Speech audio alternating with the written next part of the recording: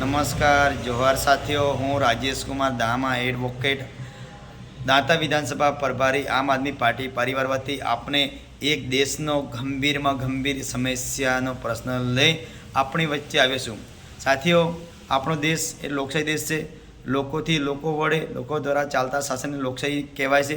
અને જેના આજના ડબલ એન્જિનની વાત કરીએ ત્યારે કેન્દ્રની અંદર ભાજપના સરકારમાં નરેન્દ્ર મોદી વડાપ્રધાન તરીકે બેઠા છે અને ગુજરાતની અંદર ભાજપની સરકાર જ ચાલે છે। એટલે કે ડબલ એન્જિનની સરકારની અંદર આપણા જોડે વિશ્વાસના મત લઈ અને આપણા જાહેર જનતાના હિત માટે સત્તા પક્ષની સરકારે કામ કરવું જોઈતું હતું અને સરકારને આપણા વિશ્વાસના મત લઈ અને જાહેર ક્ષેત્રના કામ સારી રીતે સિસ્ટમ સાથે મજબૂત કરવાના હતા અને લોકોને જનતાને ફાયદો કરવાનો હતો।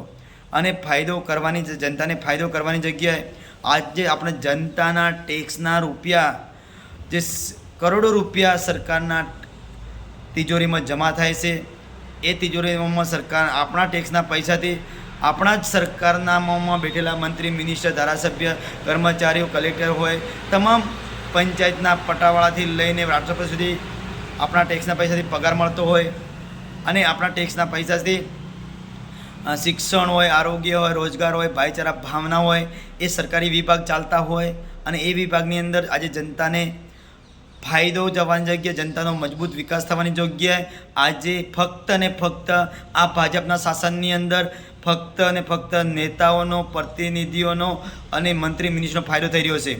સાથીઓ, આજે દુઃખની વાત છે, લોકશાહીની અંદર એક પણ સરકારની કચેરી, સરકારી જે જાહેર ક્ષેત્ર ચાલી છે એની એક પણ એવી કચેરી નહીં, પંચાયતથી લઈને પાર્લામેન્ટ સુધી તમામ કચેરીની અંદર ભ્રષ્ટાચાર ચાલી રહ્યો છે અને ભ્રષ્ટાચાર સિવાય કંઈ કામ થતું નથી અને લાગવાગ હોય અને પૈસા આપે છતાં બી કામ ન થતું અને જાહેર જનતાને ધક્કા ખાવા પડતા હોય છે। અને આજે તમામ ક્ષેત્ર પ્રાઇવેટ થઈ ગયા છે, જેના લીધે આજે ગરીબ જનતા અને મધ્યમ વર્ગના લોકો અવાજ ઉઠાવી શકતા નથી। આપણે હક માટે અવાજ ઉઠાવીએ ત્યારે પોલીસ વચ્ચે રાખે છે અને પોલીસ દ્વારા આપણે લાઈને આપણા હકની માગણી દબાવી દેવામાં આવતી હોય છે।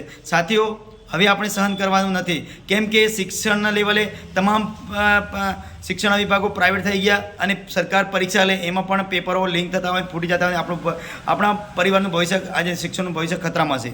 સાથીઓ, આરોગ્યની વાત કરીએ તો આરોગ્ય પણ ખતરામાં છે અને આરોગ્યના નામે આજે કરોડોની ગ્રાન્ટ બજેટ પસાર થતું હોય, આરોગ્યને આપણે ગરીબ લોકો, મધ્યમ વર્ગના લોકોને સરકારી દવાખાનામાં લાભ નથી મળતો। સાથીઓ, આર્થિકની વાત કરીએ તો આપણે રોજગાર મળવો જોઈએ, તો એ રોજગાર પણ આજે નથી મળતો। અને સાથીઓ, ખેડૂતની વાત કરીએ, ખેડૂત આજે રોડ ઉપર આવી ગયો છે, સરકાર સામે હલ્લાબોલ કરી રહ્યા છે અને હક માગી રહ્યા છે, નથી હક આપતી।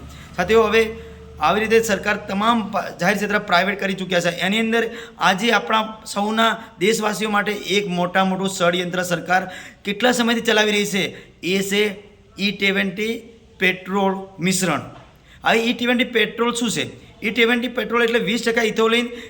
એટલે ખેડૂતોને એ વખતે સરકારે મોટા વાયદા કર્યા હતા કે ઇથોલિન પેટ્રોલમાં મિશ્રણ કરવાથી ખેડૂતોને લાખો રૂપિયાનો ફાયદો થશે અને ધુમાડો ઓછો થશે અને વાહનને પણ તકલીફ ન થાય।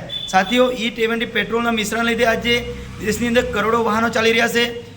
એ પેટ્રોલ નાખવાથી આજે કોઈનું પરિવાર એ ગાડીમાં જશે ને ગાડી રસ્તામાં બંધ થઈ જાય છે ઇથોલિન પેટ્રોલના લીધે। આ મિશ્રણનું આજે આપણા દેશની અંદર મોટો જોખમ ઊભું કર્યું છે, એક મોટું ષડયંત્ર ચાલી રહ્યું છે। એના લીધે ફાયદો કોને થયો? E20 પેટ્રોલ લીધે કંપનીવાળાને ફાયદો થયો। શું સરકાર કંપનીવાળા માટે કામ કરે છે? શું આપણું કિંમતી અને પવિત્ર મત લઈને સરકારમાં બેઠેલા મંત્રી, મિનિસ્ટરના પરિવાર માટે જ કામ કરવાનું આપણા ટેક્સના પૈસાથી? શું આપણા ટેક્સના પૈસાથી ઉદ્યોગવાળાને ફાયદો કરાવો?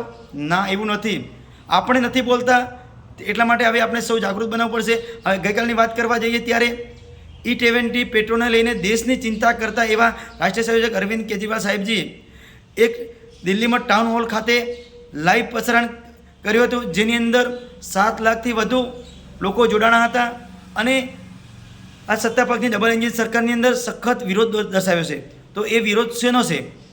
એ સત્તા પક્ષની સરકાર લોકશાહીના હિતમાં સારો નિર્ણય નથી કરી શકતી અને લોકોને ગેરમાર્ગે લઈ જવાના નિર્ણયો કરે છે। એને એક કૂટનીતિના લીધે આજે લોકો સખત વિરોધ કરી રહ્યા છે અને આજે હું પણ આ સોશિયલ મીડિયાના માધ્યમથી આપણા તમામ પરિવારોને, તમામ દેશવાસીઓને જણાવવા માગું છું કે હવે આપણે ક્યાં સુધી દબાઈ રહીશું?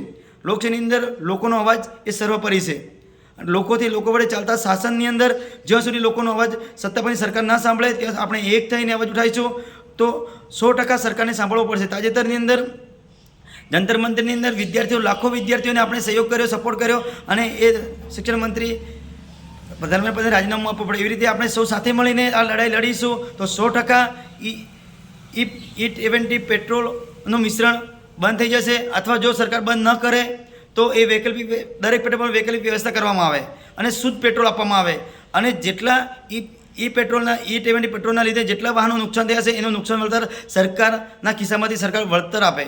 અને જો આ કરવામાં ના આવે તો આપણે દેશ લેવલે મોટું આંદોલન છેડવું પડશે. ખૂણે ખૂણે આપણે જાહેર ક્ષેત્રે વિરોધ કરીશું, લોકશાહીનો અવાજ મજબૂત બનાવીશું અને આપણે આપણો હક લઈને જ રહીશું. આપણે મજબૂત થઈને અવાજ ઉઠાવીશું, એક થઈને ઉઠાવીશું. આ સંદેશ દરેક સુધી પહોંચે અને દરેક લોકો પોતાના મોબાઈલની અંદર વિડીયો બનાવી અને સરકારની અંદર આપણા હક માટે, લોકશાહીને બચાવવા માટે મજબૂત વિરોધ દર્શાવે અને આપણો આ જીત નિશ્ચિત છે. અને કેમ કે આપણા હક માટે છે ને, આપણે ટેક્સના પૈસામાંથી આપણે પૈસા આપીને જે પેટ્રોલ લેવાનું હોય છે એની અંદર પણ શુદ્ધ પેટ્રોલ ન મળતું હોય તો એવું પેટ્રોલ આપણે એવી સરકારની જરૂર પણ નથી. તો આ વાતને, આ સંદેશને દરેકને પોતો કરે, શેર કરજો. જય હિન્દ, જય ભારત, ઇન્કલાબ જિંદાબાદ, દેશની એકતા જિંદાબાદ, જય જવાન જય કિસાન.